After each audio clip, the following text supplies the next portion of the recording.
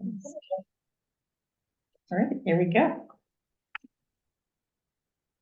So we have an opening prayer today, and I found this on the Discipleship Ministries page on the United Methodist Church website. And this was written by Joe Angelis in Fallbrook United Methodist Church in California, and it dates back to 2011. So let's bring our hearts together in a spirit of prayer.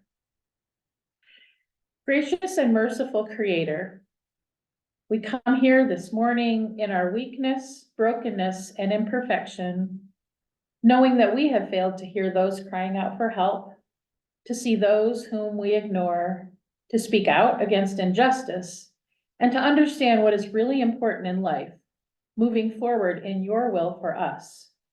We come here this morning, each one with our own share of pain, loss, disappointment, and helplessness, hemmed in by barriers and obstructions over which it seems we have little control. We also come this morning in gratitude and faithful expectation, knowing that your love and forgiveness, grace and strength are abundantly available for all of us, and that in you, all things ultimately work together for good. We ask your blessing upon each of us here this morning and upon this church, that it might grow in mission and ministry to all your children. And we ask your blessing upon those who cannot be here this morning. We pray for those incapacitated by illness or injury, confined to hospital beds, nursing homes, or their own homes, that they might find the help and healing they need.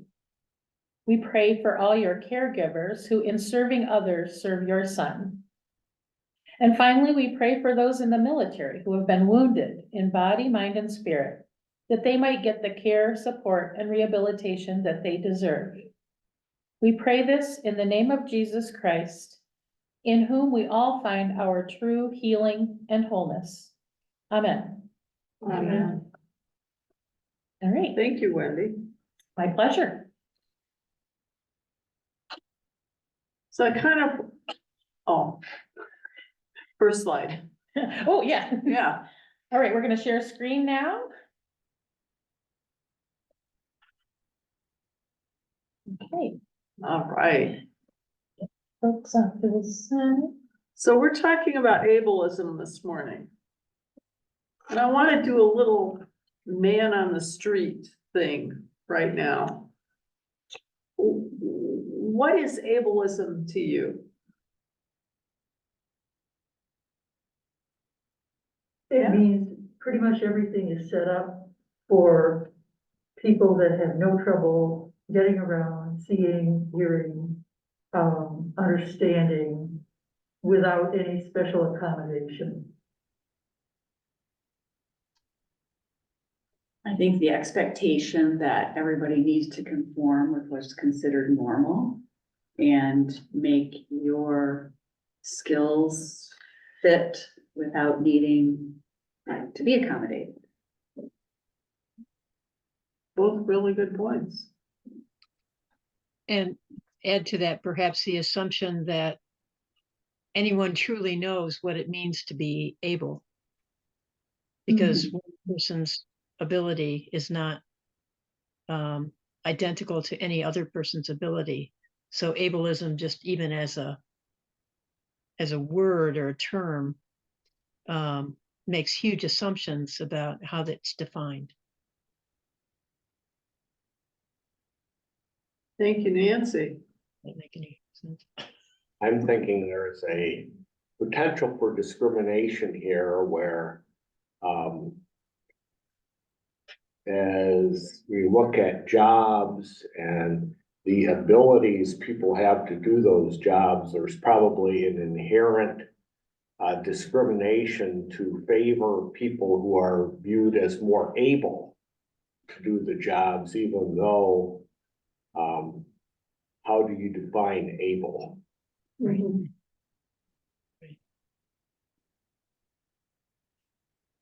I guess I would agree with Al. But if that, ableism is, if you just look at the word and you're not thinking in the context of what, like Al is thinking of, or what we're all thinking of right now, it's just being able. It's the state of being able. And the question is able to do what, Right, right. right? Quick check, are we speaking loudly enough here in Hawkins for you to hear okay, in the Zoom room? Yes. Okay, Yes. great. Great, thank you. You can go on to the second slide. Mhm. And the third, oh gosh, okay. So, a definition by Talia Lewis. Ableism is a system that places value on people's bodies and minds based on no, I can't speak, I guess. Societally constructed ideas of normality, intelligence, excellence, desirability, and productivity. Mm. Does that cover everything everybody's thinking about? It's a lot. It is a lot.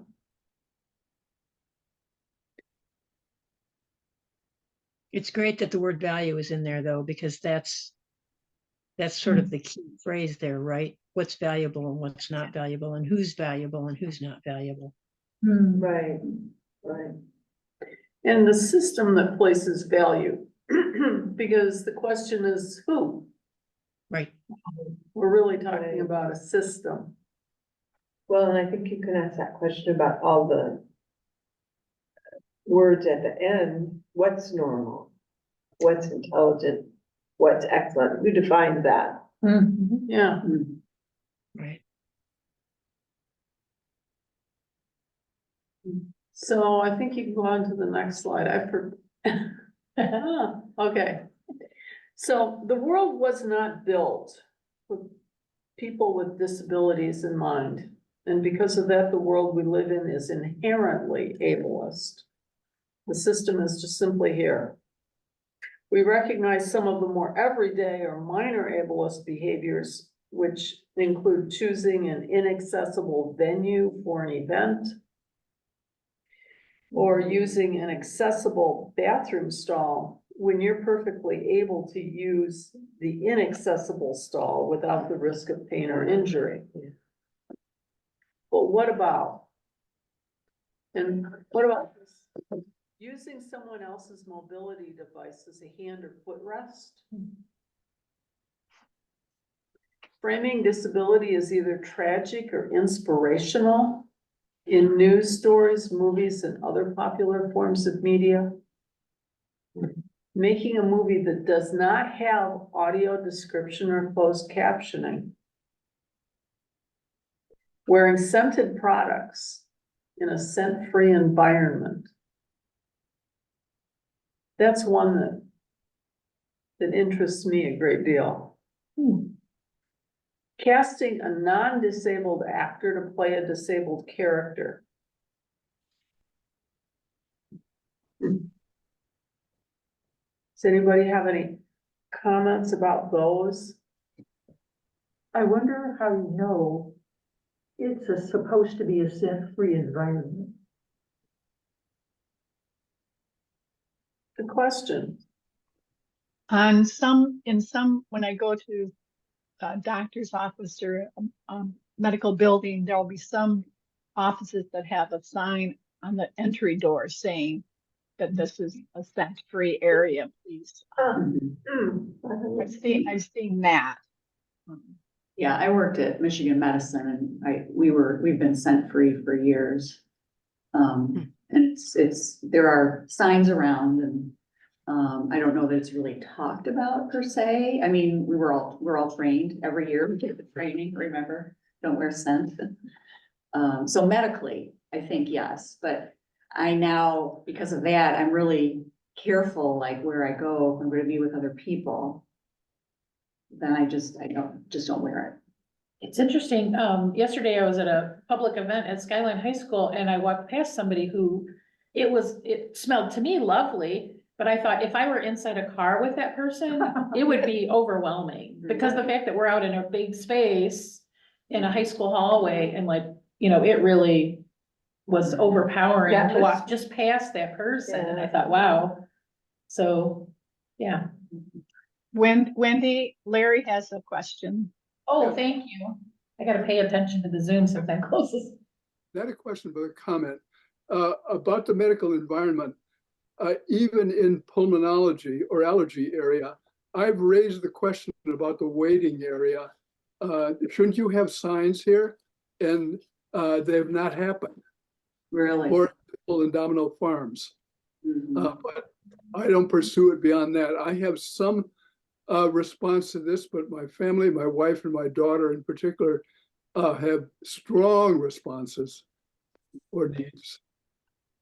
Yeah, I had to stop giving hugs at church or even being around some people because my face would break out from their scent. Rash, or I get a panic attack and not know why I have feeling panicky. And it turns out that as the scent got closer to me, that explained it. So. Well, and that begs the question whether someplace like Trinity Health or Michigan Medicine should put something on their website Right. also about Yeah. their Mhm. facilities being scent-free. Yeah. I think there is. I remember seeing it in various places. But I know our church needs to be scent free. Mhm. Good point. Good point. So I've had to move around the church if somebody came in and sat down too close, I would have to get up and find another location in church to seem to be scent free. But then I Sarah- also speaking in person to the person. Sarah, I don't know about the flowers on the altar. I don't know if they're scented or not, or. The only problem I have with the flowers are hyacinths if I'm in close quarters with them. Yeah, they're pretty strong. But Estee Lauder perfume or something like that is one of the culprits.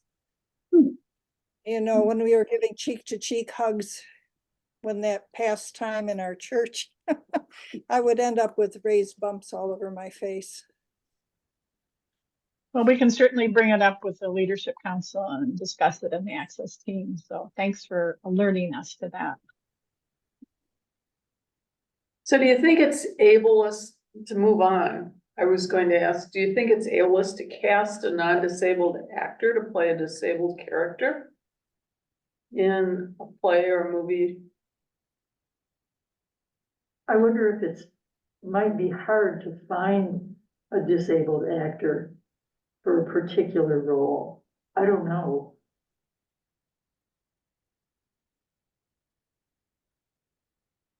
I mean, I- in a way, a non-disabled person would have trouble, potentially really, truly portraying. I know Marlee Matlin portrays deaf people in a lot of programs. Isn't she deaf? Yeah. She is Oh, deaf. yeah, Yeah, she Um, is deaf. yeah. Sarah? I think when possible, it's really enlightening to cast a disabled person actor in the roles. I just saw Call of the Midwife. I don't know if any of you watched that, but they had a cerebral palsy woman acting as a cerebral palsy mother and she gave birth, as acted giving birth, and it was very effective. It was eye-opening in a way. I follow a lot of disability films, and there are plenty of disabled actors and actresses out there, and their complaint is that they don't get jobs or anything. There's a free disability film festival you can access in April. The Southeastern Michigan Centers for Disability, Independent Centers for Disability, Independent Centers for Living, excuse me, is under an umbrella. I can't remember the name, but anyways, there's a link where you can, there's like 3 days of disability films coming up in April that you can watch. So, and they're all exclusively disabled people, putting them on, producing them and everything. So, I think the myth is that there aren't enough disabled actors out there, and there actually are. So.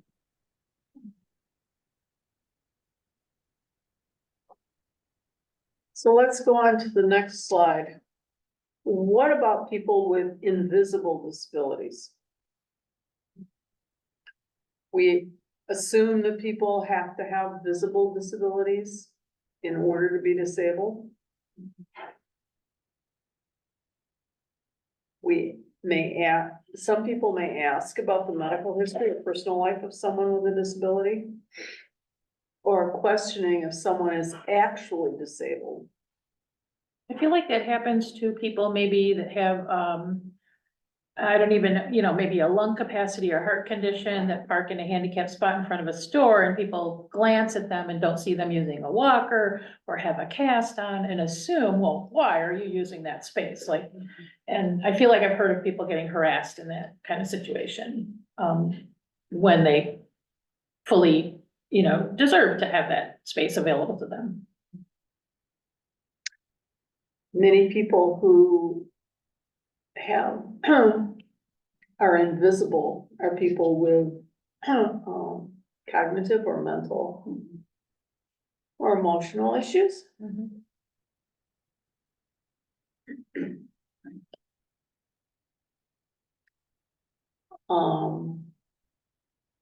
And then of course, there's the whole host of other kinds of issues, which may be temporary or may be in some way camouflaged.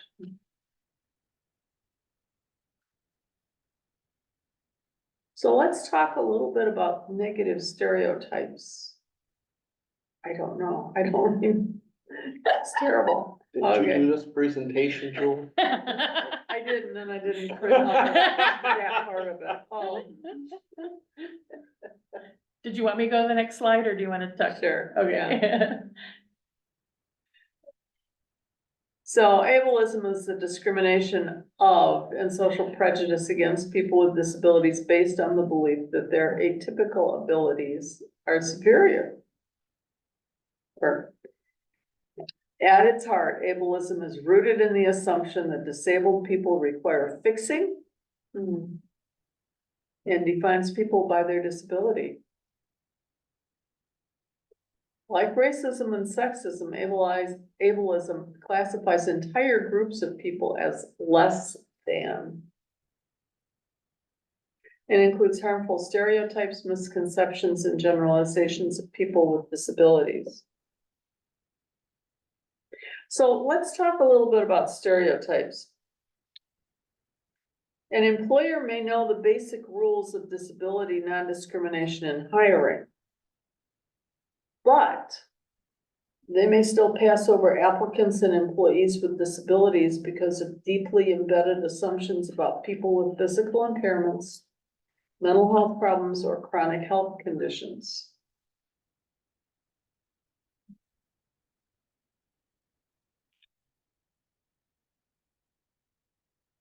Ableist stereotypes, assumptions, and misconceptions are offensive when expressed directly and individually, but they're also deeply damaging, especially in the job market.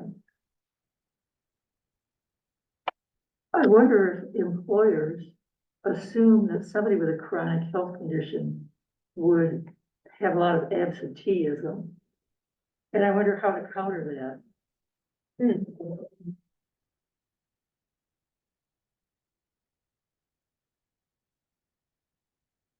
My husband and I were talking about President Biden and the issue of his history of stuttering. And, it's, as a person gets older, he's managed that the way he has wanted to manage it. And if you think of normal speech, he is pretty good, but I think some of what's happening in the media is they're assigning what he's doing, which are strategies for being mostly fluent, as meaning that he's cognitively less able. And,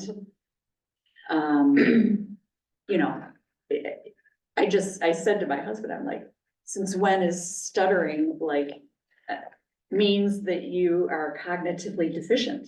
It's a motor problem. It's not a cognitive problem. But people don't understand that. They hear it and assume. Mhm. I always taught, when I worked with people who had aphasia and they're non-fluent or, you know, can't express themselves quickly, you know, everybody wants to move fast and, you know, you're having trouble getting the words out. And then speaking to that person down, childlike, as though because the way they are speaking meant less thought, less intellectual capacity. Doesn't mean that. It's hard. Kind of like talking to teenagers when they're just talking so fast you can't understand a word they're saying. I mean, it's like. Right. It should be mentioned here that it goes with Biden, it goes beyond that. The recent past president and the right wing politically actually ridicule him. Yes. Yeah.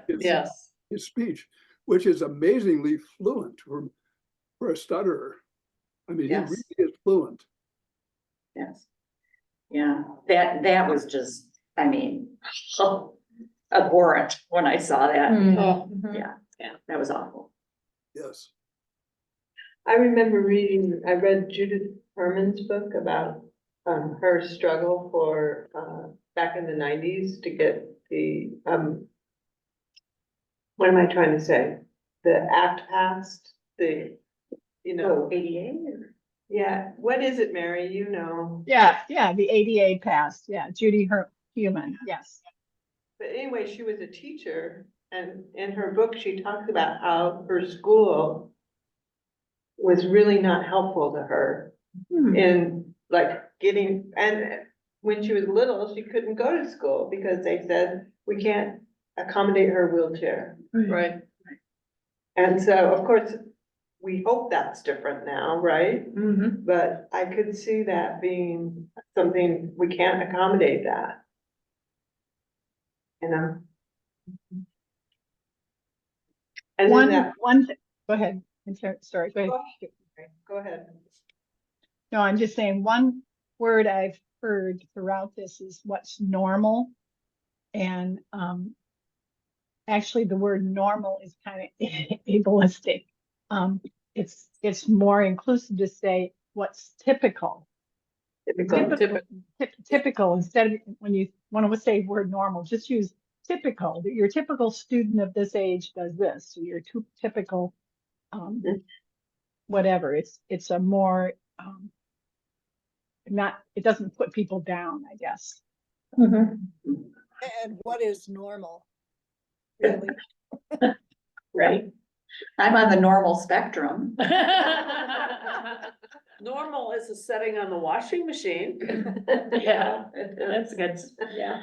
Yeah. My cousin had a daughter who is albino, and I never knew this before, but she actually has like a percentage of albinism.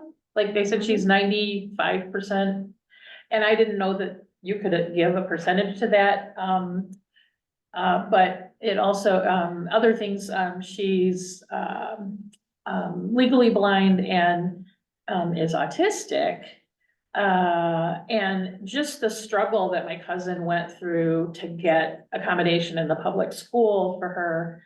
And, you know, I'm just thinking about the challenges for parents with students in that. And, you know, you just reminded me when you were talking about getting a wheelchair through a school building, and just thinking of, you know, anybody with a kid who is not typical, the amount of like extra work. And fortunately, they were able to have a one parent income, you know, because she pretty much, it sounded to me like she pretty much was working full time to make sure that her daughter was accommodated in the school system. And so she just didn't have time to work. They had another daughter and it was really challenging. And fortunately, her husband had a job that allowed them to, have a single income household.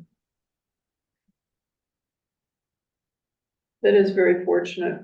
And I've heard so many stories from parents who do spend so much time and energy trying to get accommodations for their children, even when their child may have something as simple as, and I shouldn't say simple, but as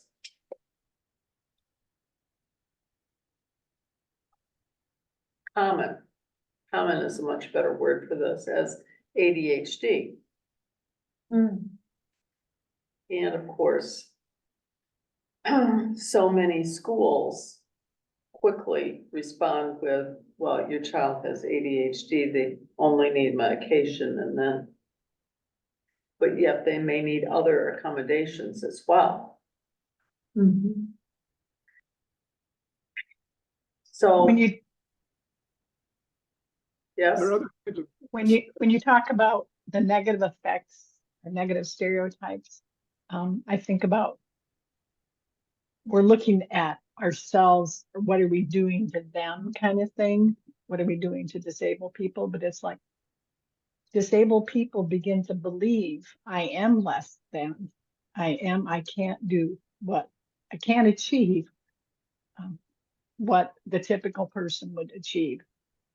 Instead of saying, how can I achieve it just a different way? But it's like, the disabled believe what they're being told, that they can't, that they are less than. And that to me is a tremendous injustice. yes. This would be taking the conversation in an entirely different direction than what I had planned, but I oftentimes think, and what is it that we are missing from the person who is disabled?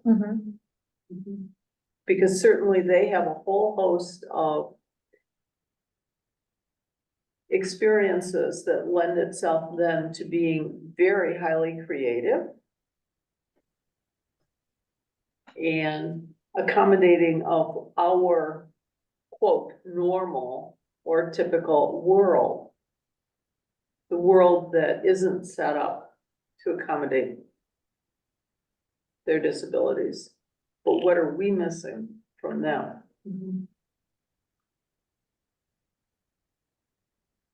We can go on to the next slide, because what it is this is a wonderful, short TED Talk that a young woman gives about ableism. All right, I'm gonna stop the share, because I realized I didn't put the sound on when I did start, share screen. Oh, I didn't okay. do that share sound thing. So go back to that, okay.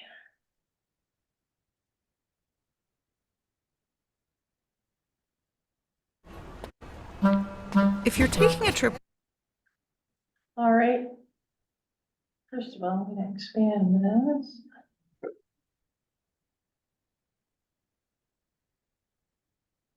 All right. And we have to watch an ad for a couple more seconds.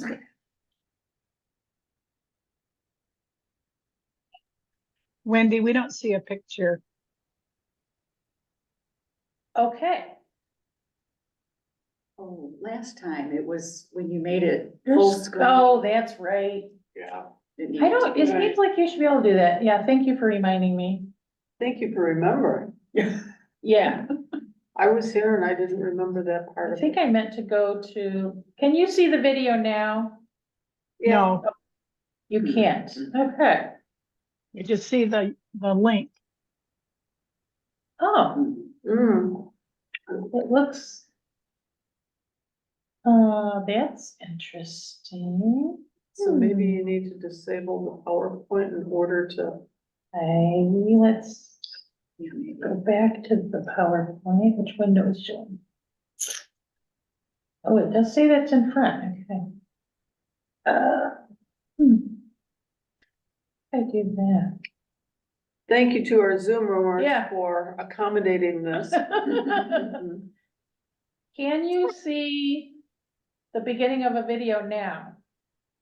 You see a black screen with a little, Strip.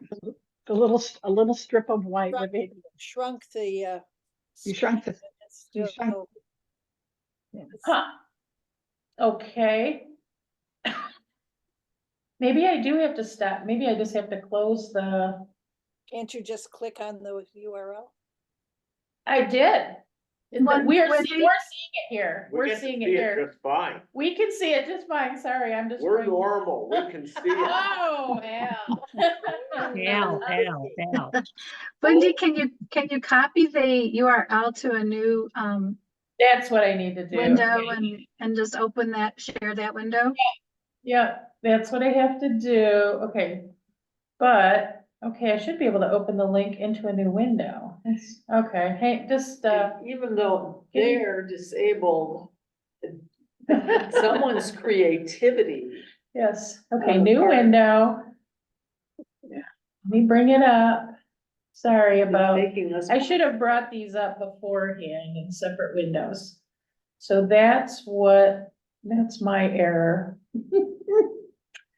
Okay, so, back to Zoom. I learn something new every day about running Zoom. Okay. All right. Can you see the beginning of a video now?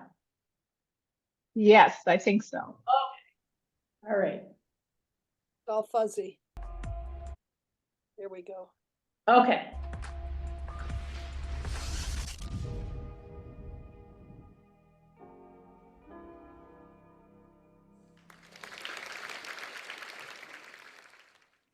It was September of 2011 when I sat in the yellow room with walls full of college brochures and flyers. I sat in front of the computer while staff helped other students in other parts of the room. I began to fill out the UC application and referred to a thick binder I had in front of me. It had my transcripts, volunteer hours, awards, and test scores. As I fill everything out, I began to check all of the boxes that pertain to me and my identities. While scrolling, I checked the box for first generation Chicano Latino, woman, and my socioeconomic status.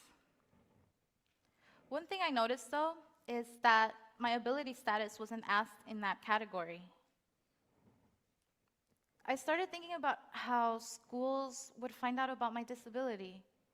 They had to find out somehow. I need resources and guidance. I worried about how I would navigate campus and live on my own. My diverse ability, a term used to embrace talents and abilities rather than to highlight inabilities, was not recognized as a form of identity, mainly because people simply view it as an unfortunate situation that people go through. Although my other identities were accounted for because of the boxes that I checked, I realized my other identity as a person with a diverse ability was being ignored. It was in this moment when I realized that not all intersectionalities are being accounted for, and in doing so, we prevent certain people from thriving. To me, intersectionality boils down to acknowledging all of the identities that make up a person together rather than independently. Because of my identity as a diversible person was not being accounted for, I had a lot of worries of what my life was going to look like for the next 4 years. Now, I'm not ignoring my other identities. I do identify as a first-generation, low-income Latina woman with a diverse ability. Today, though, I'd like to share with you my journey at UCI through my diverse ability and how much it has taught me about the importance of acknowledging intersectionalities. My first year was a roller coaster of emotions. I feared not having what it takes to graduate from UCI because of my background as a low-income Latina, but nevertheless, I try to make the best of it. I was also excited about starting my life. This excitement quickly turned into fear when I realized that I was having a hard time navigating through campus. I had a hard time carrying my tray with food at Commons, our dining hall, and the excruciating pain I felt on my back when I did laundry made me want to drop out. The worst was when I would trip on cracks on the floors, especially walking uphill, and the pain I felt on my knee every time I would reopen the wound, it really made me want to drop out. Until that point, my disability had never gotten in the way of anything that I wanted to accomplish. I never thought I'd even make it into a UC, and now my standing was being jeopardized because of my diverse ability. It wasn't until the organization that I'm a member of back home, called Kid City Hope Plays, which has nothing to do with helping people with diverse abilities, was able to outreach to their networks and found a power scooter that a family was willing to donate. This was the year I began advocating for the diversable community, thanks to the help of upperclassmen mentors. It was because of them that I realized the power of student voices, and I ended that year in hopeful terms of what the future could bring. You seek the key, but you must first learn the discipline.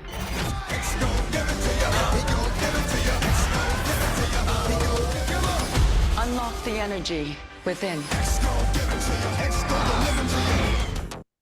Accurate. Now, despite the challenges I faced my first year, my second year has actually been the worst year of my undergraduate career. School at that point was very demanding, and I didn't realize I was experiencing mental health problems until much later in the year.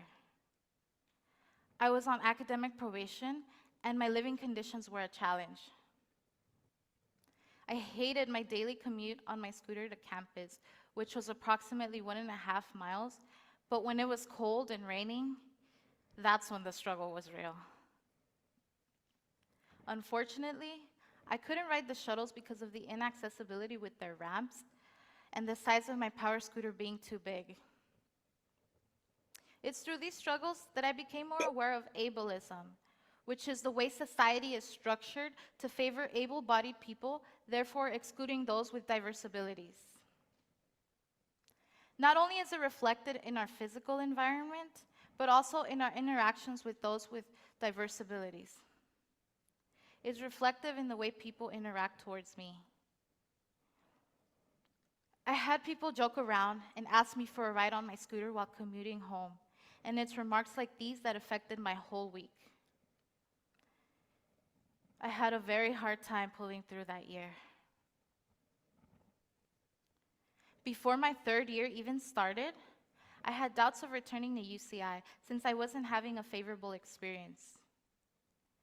I had a hard time finding affordable and accessible housing, and when I was given my apartment, it had a 6-inch front door step, basically served as a wall for a wheelchair. Regardless of that, I made it work and I returned. The first week, while at an event at our gym, I had the pleasant experience of hearing a girl riding the elevator with me as she questioned the existence of an elevator at the gym, since, in her words, the point of the gym was to work out and take the stairs, and I guess if you can't take the stairs, you don't have the ability to work out. She said this all while she was inside of the elevator, while watching me in there with my crutch. At that point, I wondered what helped me decide to return. And I realized it was the community that I had here. It was with their help that I began to see changes on campus. Together, we worked on the Bus Love referendum that has increased the cart services offered by the Disability Services Center. I've also been invited to give workshops on ableism all throughout campus. I even auditioned to give a TEDx UC Irvine talk, and we all know how that turned out. I still have some time here though, and I know I can do more for the diversable community. The strength I had to push through with everything I experienced, I owe it all to my parents, who struggled to get me where I am. In 5th grade, I remember my mom struggling to help me with my homework. If she couldn't help me with my 5th grade homework, there was no way she'd be able to help me with college preparation. She would go around the whole neighborhood looking for people to help me with my math homework. Even though she was unable to help me, that did not mean she didn't support me. My parents' support is what got me through accepting myself and pushing forward with my education.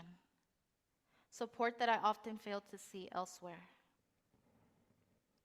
When I was younger, I also remember her pushing my wheelchair down the street while taking my brother in a baby backpack to take the public bus every other day, just so we could make it to physical therapy appointments. Had she not done that, I would have remained wheelchair bound. Despite the inner city struggles we were victims of, the lack of resources they were unaware of, and their foreign concept of higher education, the acceptance, hard work, and tenacity my parents showed is what pushed me to continue through this very day. Living with a diverse ability has come with its fair share of challenges, and the fact that I'm a first-generation low-income Latina also play a role in the experiences and struggles I've gone throughout my life. These experiences and struggles are not unique to who I am, but also prevalent in the lives of people with diverse abilities and intersectionalities.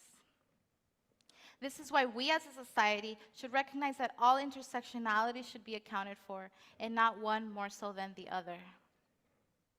I know at this point, perhaps some of you may be feeling sorry for me and the struggles that I've endured, but feeling sorry won't solve these issues.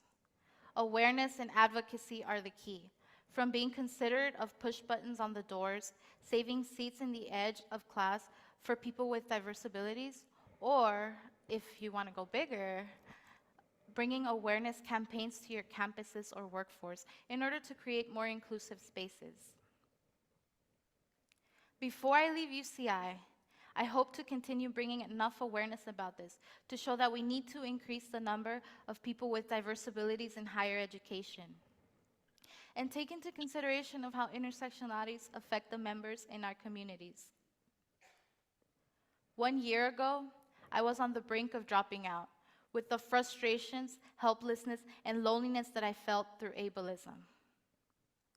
Now I stand before you, or in this case, sit before you, stronger than ever before, with the hopes of paving the bumps and the cracks on the floors to provide a smoother ride for future generations.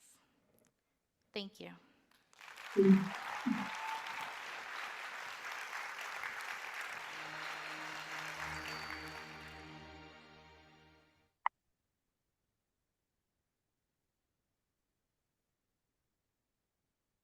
I think she does a really nice job of talking about some of the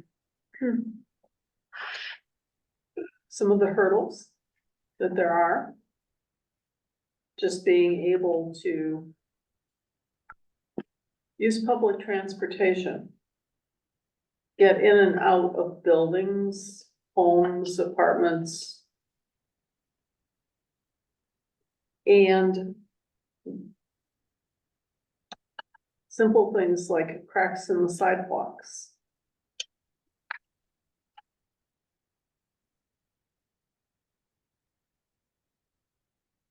All things that somehow end up affecting someone with not a more challenging disability. So abled privilege refers to the unearned benefits that American society and many other societies and cultures accord to enabled or non-disabled people. And it seems to be rooted in two cultural beliefs. One, that a normal human being is one who can see, talk, walk, here, et cetera, and has no significant physical, cognitive, developmental, or intellectual divergence. And two, the disability is abnormal and therefore a social disadvantage. These beliefs mean that many more cultures, including the one in the United States, have set up social expectations, structures, cultural mores, and institutions to accommodate non-disabled and or enabled people by default that dismiss and or marginalize the needs and experiences of disabled and or differently abled people. And I tried to read that carefully and slowly so that you get that, because I think that's a lot to take in.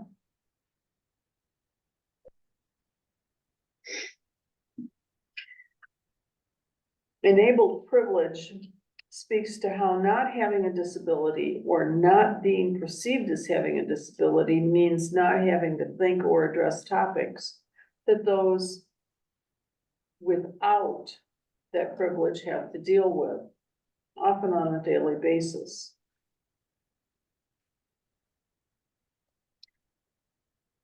So let's talk a little bit about some of the privileges that we have as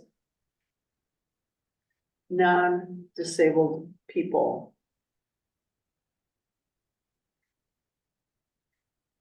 Well, to start, we can easily arrange to be in the company of people with the same relative physical abilities. And we can all get inside all buildings by the main entrance typically.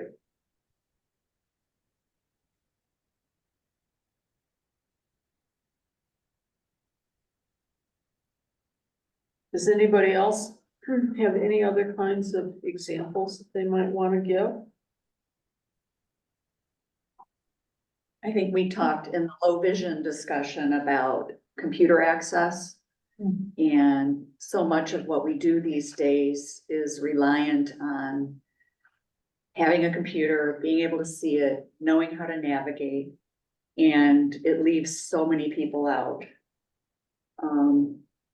Even, I mean, you don't have to be low vision. My parents who are in their 80s, it's hard for them to adapt to the technology. And so they are left out of many things unless I, with the knowledge of access, can help get them there. And I know that my mom is not very happy about that.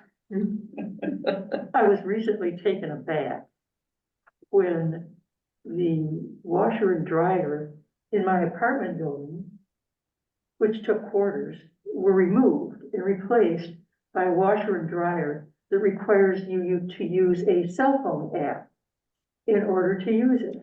Oh. Wow. Well, you put the credit card in the app. Yeah. I mean, you put money on from your credit card into the app. It took me a while, and one of my neighbors had to help me. Because even though I've had a smartphone for a number of years, I don't have a lot of experience with unusual interactive apps. Yeah, and it makes the assumption, as you point out, that everyone who lives in your building and is going to use the washer and dryer has a smartphone. And that is not the case. One of my neighbors has to resort to going to a laundromat. Wow. Which is really hard, yeah. Yeah. Well, I've definitely been in places where, you know, like well, even like the church, the all church meeting at the end of January, and they said, they were bringing a microphone around to people, and then somebody will say, oh, no, I don't need the microphone, I have a loud voice. And I know that some people need the amplification of a microphone. Yeah. Plus the fact that we had it live streamed anyway, or we're at least recording it in order to capture that voice. it needs to be on the microphone, so people are kind of assuming, oh, don't worry, I can talk loudly enough, and it's like, well, that doesn't accommodate everybody here. Right. I'd like to Yeah. raise a related example then. As, as I drift up into old age, I am increasingly confronted with the need for accessibility in the digital systems. And I must say, I am impressed at what has been done and what's available, although it can take quite a bit of understanding of the systems though, so it's pretty challenging. But I would say that the biggest cases here that affect most people in most difficult cases have to do with education, higher education, particularly in sciences and particularly in fields like chemistry. And in this case, on the positive side, I've watched improvements for people with various types of and levels of disability developing over my entire college career, starting in the 1950s. University of Illinois had really wonderful accommodations, but not for chemistry and things like that.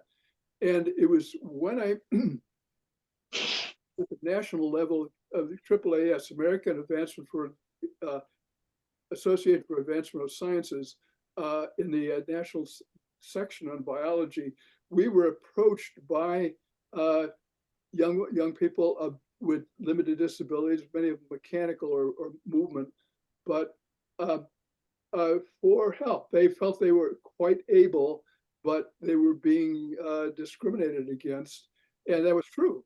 The American Chemical Society in particular had strict rules about the curriculum that had to be offered to be accredited. And that included lab work with pouring dangerous chemicals and things like that. And that really wasn't necessary. It began the conversation on the problem, which has led to quite a bit of improvement.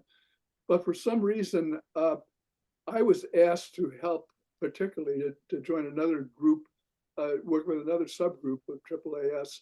And we worked with them quite a bit at that point, but it initiated changes. And I have to say, at that point, earlier I was a chemistry major, and I was horrified at some of the procedures being used in the lab.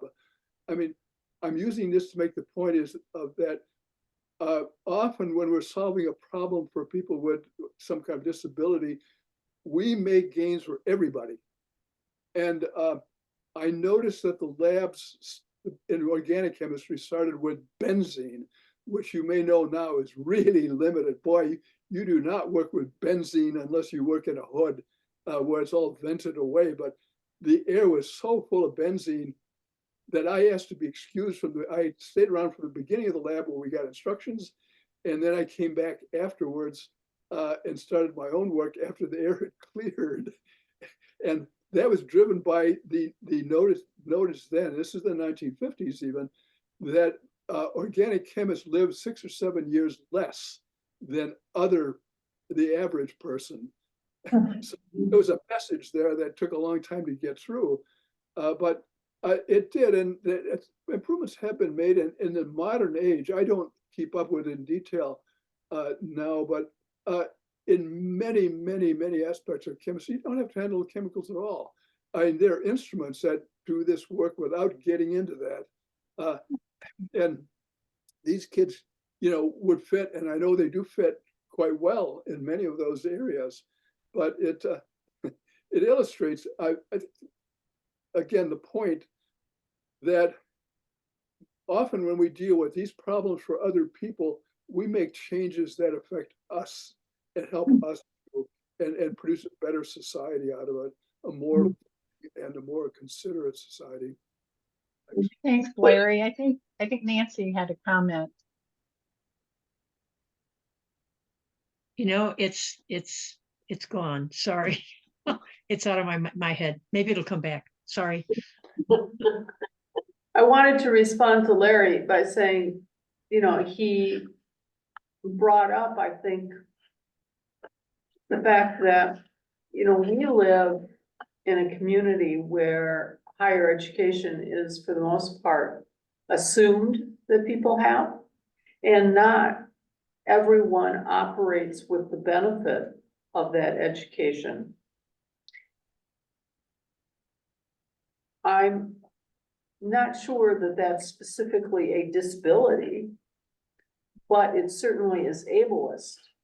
And Natty Rico in her video even brought up the fact that when her mother was unable to help her with her homework as she advanced into high school, she would go around the neighborhood and ask for someone who was able to help her with that. And it's certainly very ableist because not everyone has the same ability.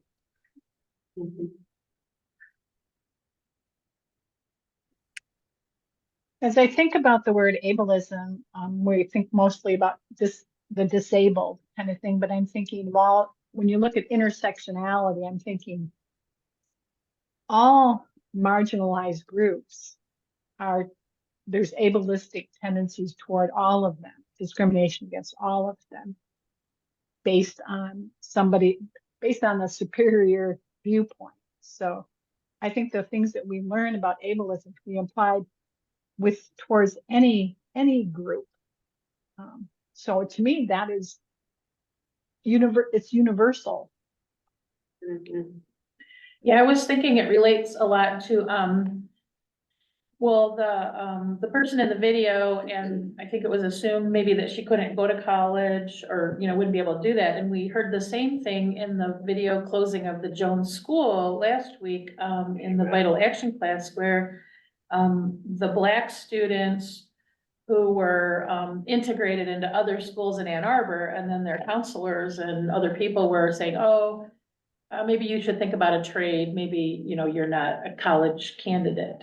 And they were kind of discouraged or at least not at all encouraged to pursue college careers. And I noticed right away that crossover between the two areas. Yeah. If we can get back to the PowerPoint. Yeah. And I don't know exactly which slide. I know, and I have, oh, it opened in the same place where I was. Oh, wow. All right. I was worried it was gonna go back to the beginning. Okay, we can move on from Okay. there. We can't see it. Oh, You want to share?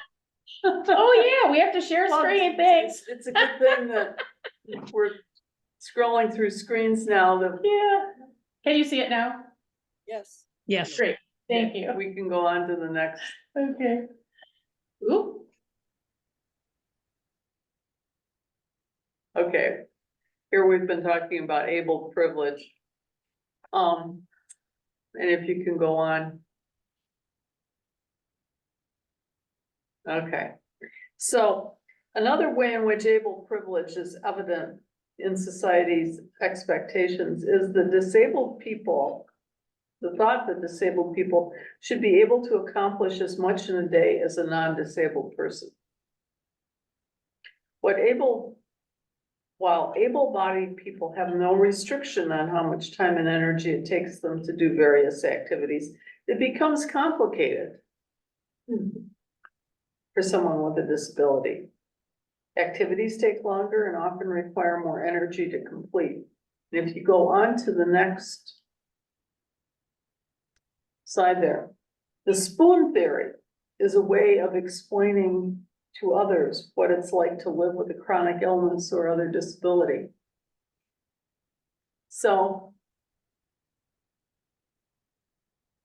in the first column, you know, it might take most of us very little to get out of bed, get dressed, take pills, or watch TV. But as you move on from that, it will take more energy and more time for someone with a disability. So it may take them very little time and energy to get out of bed. But what about to go to work or school? I've discovered that I have a new disability, and that is that I have Parkinsonism. And what that means is that I have trouble moving. I don't drive anymore. I can't remember things. So there's a whole funny combination of things that are parts of the disease. And it's not obvious to anybody looking at me that that's what I have. So it makes for difficulty. So that's not a childhood thing. It's an older adult thing.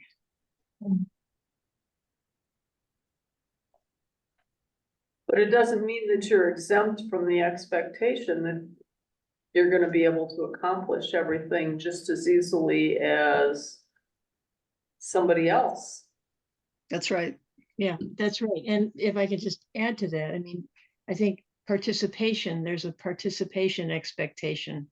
I mean, any of you that know we were regular attendees in person at church may have wondered where we are or may not have wondered where we are, because there's sort of a cloak of invisibility that happens once you disappear from some of those typical things that people do. But when everything takes a lot of time, things are just harder. Yeah. And participation is harder. Thank goodness for Zoom. This is wonderful. And to a certain extent for the live stream, although that's pretty hard to follow these days. It's not, the filming isn't as good as when our volunteers were doing it. But I don't know, it feels to me that assumptions are made about lack of participation that can be really hurtful assumptions, but you got to have the energy to fight it. And that's not where we're using our spoons these days. Yeah. Because your spoons are actually needed elsewhere. Absolutely. Yes. Yeah. And the other thing is, I think just in general, our society is so focused on being productive and accomplishing all the things on this list, and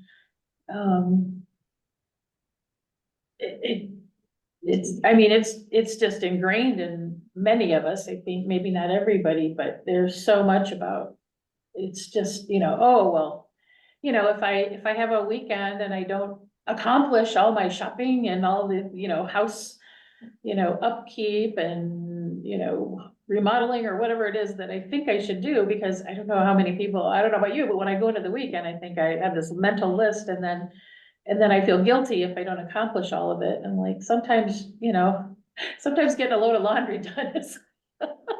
Especially if you have to have an app. Right, exactly. To get back to that laundry thing, but we're just so programmed that, doing lots of things is really the key to a successful life. And rather than thinking about a healthy life and an emotionally, spiritually balanced life. One of the things that I had to give up was choir. Yeah. Because I just couldn't do it. Mm-hmm. I couldn't walk to the front of the church. I mean, it was just too hard. It was hard to explain to people, and I miss it. But so it goes. Yes. Yeah, we I miss think- seeing you there. Yeah. We miss seeing you there, Sherry, too. So I'm sure that was really hard. Yeah, singing from the choir loft is one thing, but when the choir goes down in front every time, that leaves out anyone who wants to sing, who can't make that trek there and back. Yeah. Oh, there are no railings. Right. Right. I think one of the there's- things is that it changes from day to day, at least for MS. I can have lots of energy one day and not so much the next day. So it's not for you too. it's not a given. Particular for her. Which would also be a very difficult plan. Right. Yeah, how will I feel when I wake up tomorrow? Yeah. You know, Does that mean, I'm starting to think about this, and I'm also remembering that program we had about, kind of that initial program, Mary, you were a big part of organizing that we did with Westside Church. I remember you were there, Karen, and really others.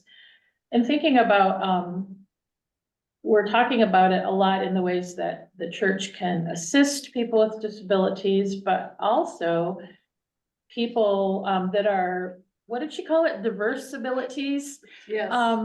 have plenty to contribute. And what are the ways? If it's difficult for somebody, say, to be a scripture reader, like to walk up the stairs, well, can't we have somebody record the scripture from their home and play it as a video? I feel like we have so many ways that we can accommodate, and also, I think, to me, in a worship service, that would be like celebrating a more diverse community if we create more ways to do that. That is an awesome idea. That is an awesome idea, Wendy. It Never truly crossed is. my mind. Al?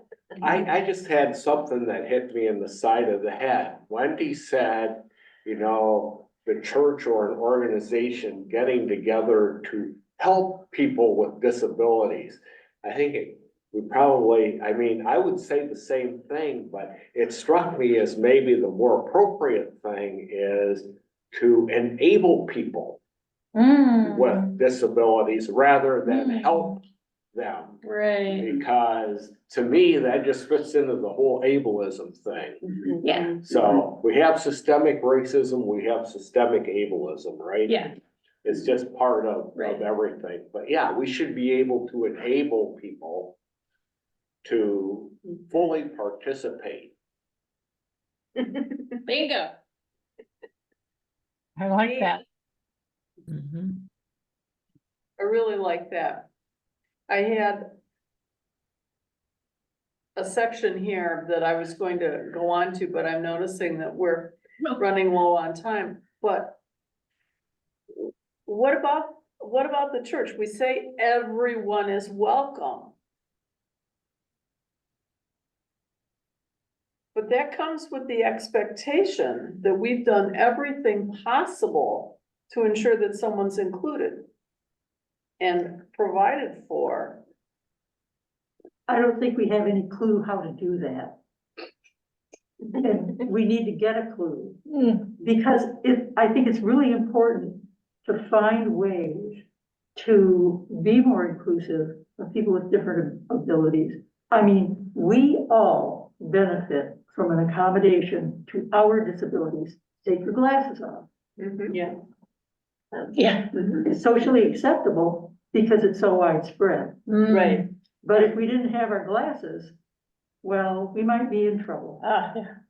I wouldn't be able to drive here, for example. Yeah. Yeah. Well, I could drive here, just wouldn't want anyone else on the road. It doesn't inhibit your ability to drive. It inhibits everybody else's safety. Lynn? I think somehow we have to create an environment where people feel comfortable to share with us how we can enable what we could, so that they are comfortable to tell us like what I need. I had things that I needed after in recovering from surgery when I came to church. It took a while for me to tell somebody what that actually was. But I think we need to, one way would be to create an environment where people are comfortable to speak up and tell us how they want to participate and tell us the things that would help us make those things be possible. I like that. I really like that. So what ideas might anybody in this group have? For This how is we very can do high that? tech. But I have hearing aids that are Bluetooth enabled. It'd be great if there would be some way in our system to have a Bluetooth microphone for the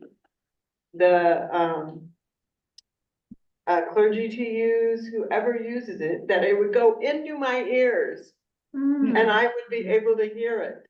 That would be amazing to me.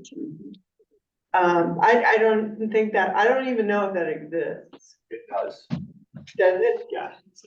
A Bluetooth microphone exists? Well, no. What you do, you broadcast, whatever the sound system is picking up, and you can do an internal broadcast in the building that your hearing aids will pick up. Mhm. Almost all of these now are, in addition to Bluetooth, they have something called T-coil. Hmm. So your hearing aids, if you set them properly on your app, you gotta have an app, you can pick up the broadcast. So it's like having a radio broadcast Yeah, right into your yeah. Mm. hearing aids. I have to say, I think that's a very, very silent challenge. Mhm. People don't know when people can't hear. Yeah, It's yeah. invisible. And very invisible. Oh, I see Larry's hand, and then I want to ask Mary a question after that. Yes, Go for it, Larry. I'd like to reinforce that. I have hearing aids with that capability, but they happen to be really, really, really good hearing aids, but I know it's available in fairly ordinary hearing aids too. And the software is all there. It's relatively easy. T-coil involves a bit more technology, and the church has chosen not to use that, and may not be necessary even anymore. Just using the capabilities we have already that's been pointed out. There've been a lot of good ideas here, and I think a really good start has been made on dealing with the issues that have been raised. Thank you. There's actually the hearing, the audio little things that they had in the sanctuary is hooked up by Wi-Fi to the sound system up in the balcony. So that is wireless. When those, if you use the headphones that the church has in the sanctuary, I don't know how clear it is, but that's not your own hearing aids. But Mary, I have a question. The Disability Task Force, and maybe there are other people here who are on that and I'm not aware, and organize this meeting, on a monthly basis, but I'm curious if you have any opportunities to give suggestions or feedback to, say, the worship team or something, and maybe that's a bridge that we need to consider, building, and so we can explore this further. I don't know.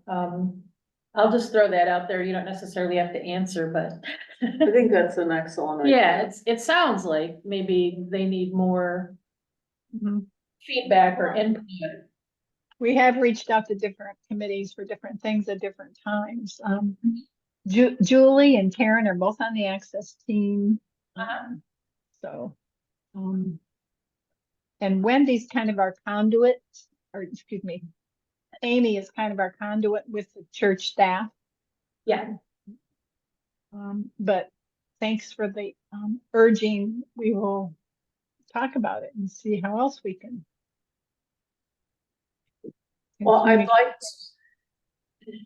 like to get back to the question of what can we do to create an environment where people feel comfortable telling us about the accommodations that would be helpful. And I don't know that this is the situation where we can answer that clearly. But in closing, let me read to you a couple of quotes.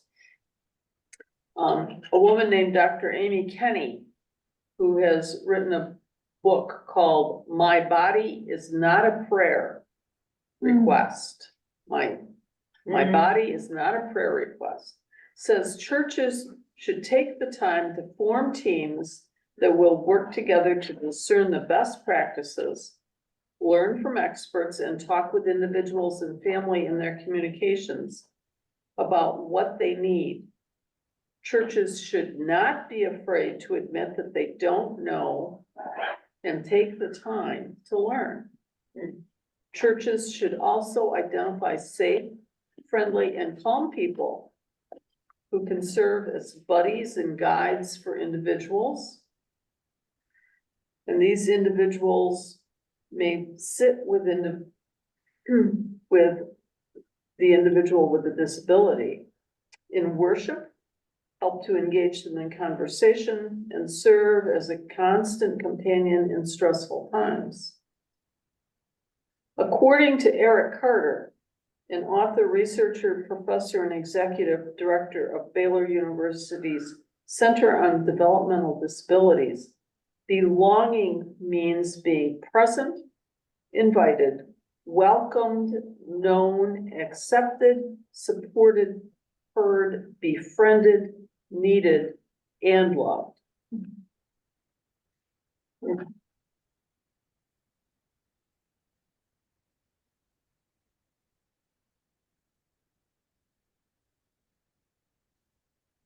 So everyone is welcome. And we need to do more than just extend love.